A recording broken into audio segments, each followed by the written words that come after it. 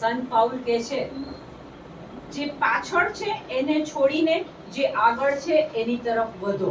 પ્રભુ આપણા માટે એક ક્રાઉન તૈયાર રાખ્યું છે.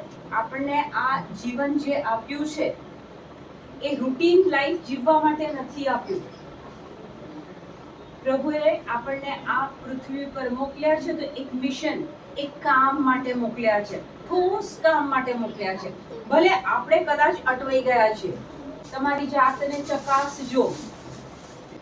અને એક કોઈ કામ એવું નથી કે જે તમે ના કરી શકો. તમારી કેપેસિટીથી વધારાનું કામ પ્રભુ નથી આપતા. આપણું કામ શું છે? આપણે જે કુટુંબમાં છીએ, જે પતિ કે પત્ની સાથે છીએ, જે બાળકો સાથે છીએ, ત્યાં જ પ્રભુની યોજના પૂરી થવાની છે. પ્રભુ કે તને એક કુટુંબ આપ્યું છે, તારા પતિનું ધ્યાન આપ, તારા બાળકોનું ધ્યાન આપ, એમને પ્રેમ કર. પહેલી જવાબદારી, આપણી પહેલી જવાબદારી, આપણો હસબન્ડ, આપણી વાઈફ, આપણા બાળકો, આપણું કુટુંબ જેની સાથે તમે રહો છો, એ તમારી પહેલી જવાબદારી.